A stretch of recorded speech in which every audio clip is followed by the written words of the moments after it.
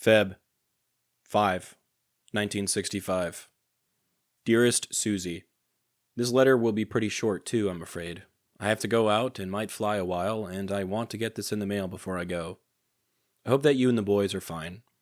I've enclosed our income tax return. You have to sign it and stamp it and send it in. I asked for the refund in the form of a bond. I hope you don't object.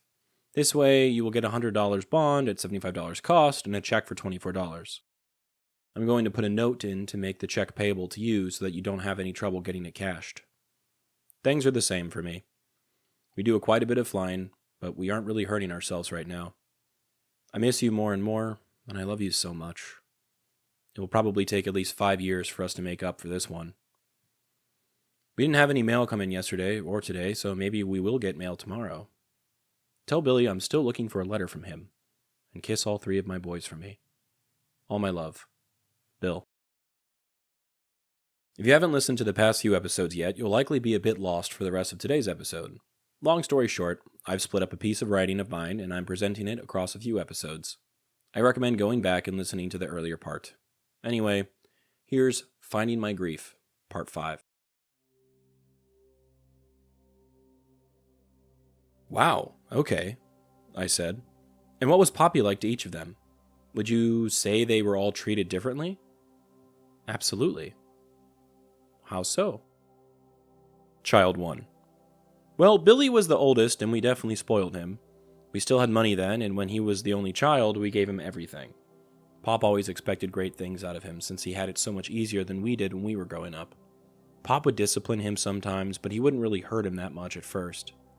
He would buy Billy little army outfits and encourage him to join the military, too. We could tell Billy was kind of nerdy, too. He didn't do great in school, but certainly always passed his classes. Child 2. The next was treated much differently than Billy. You know he's dyslexic, so he had a learning disability. At first, we didn't know that, and the people at his school thought he might have been stupid. He was almost sent to a school for the learning disabled. When Pop found out, he thought he was just lazy, and he beat him so bad. He'd smack him in the knuckles with a ruler or make him hold his thumbs out on the table and smash them when he was doing homework and got an answer wrong. Even after we got the specialist to say that he had a learning disability, Pop didn't want to believe it. Pop always called him fat and stupid and believed it.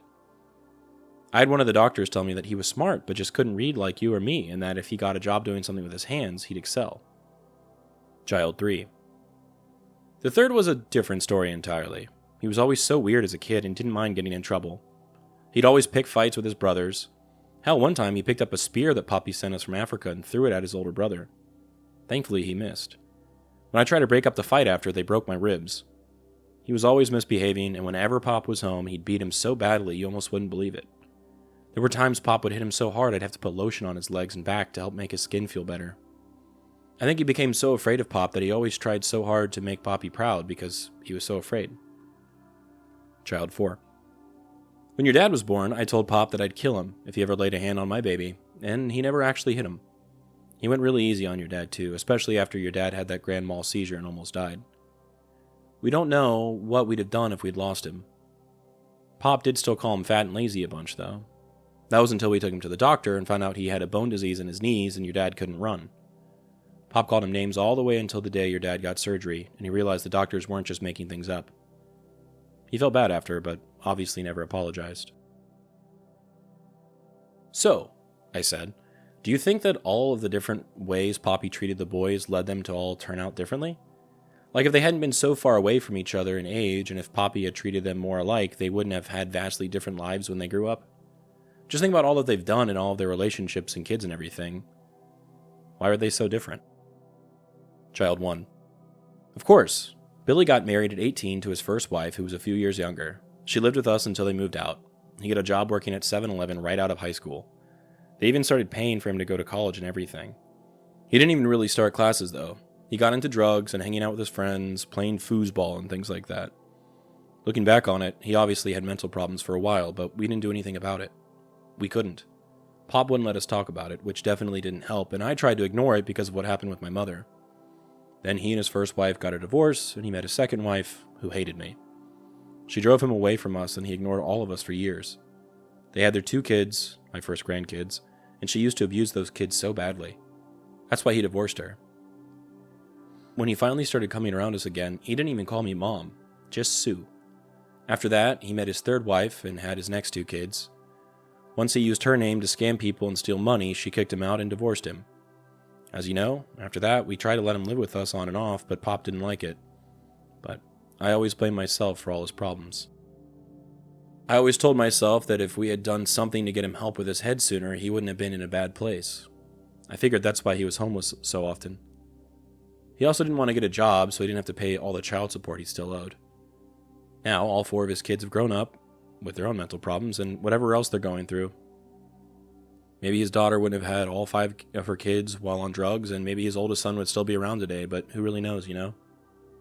Child 2. The second got his job as a truck driver, which made Pop proud because he was able to make something of himself without having to read or write. He's done pretty well for himself, too, leading the yard and all. He had his first daughter with his first wife, and after they got a divorce, he met his second wife. They had their second daughter. I think he does a pretty good job now as a father, and he's still with his second wife, so he turned out pretty good. And he's a great grandpa. Child 3. As far as our third son is concerned, that poor boy joined the military right out of high school to make Pop happy. He was such a troublemaker in school, and we were so glad he joined. He went in with his best friend at the time, who also always got in trouble, and we were relieved they didn't get assigned to the same jobs because it wouldn't have been good for either of them. But he traveled the world, and when he got out, he used the GI benefits to get his college degree and master's degree. Pop was so proud to go to his college graduations, and I know he was just trying to make Poppy proud. Then, when he met his wife, we liked her, but didn't like how she kept making him distance himself from the family. They even eloped without telling us. They had their 2 daughters, and were happy for quite some time until he had to travel a lot for work, and, was drinking and smoking all the time, didn't help with things with his own family. He was so hurt when his wife divorced him because he felt like he had sacrificed so much for she and the girls.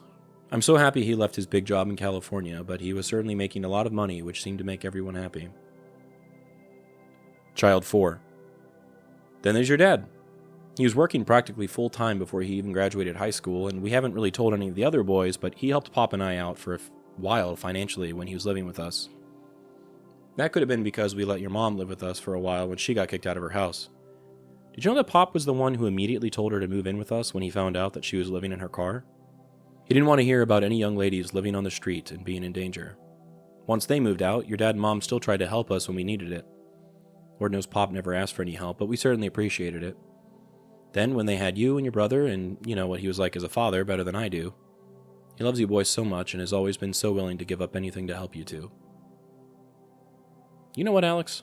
When you think about all 4 of the boys separately, they really did turn out so different because of how Poppy treated each of them. Agreed, I said. The photo I chose for today is another photo he took over Bien Hoa after the attack there by the VC a few months ago.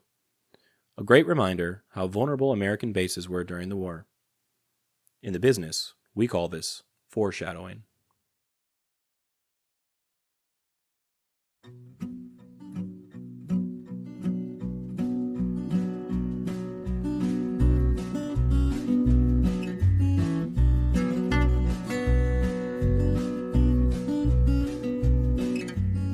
I'm Alex Lowy, and I hope you have enjoyed listening to this episode of Dearest Suzie, and receiving messages from the past that my Poppy wrote exactly 60 years ago. I sincerely appreciate your time and interest.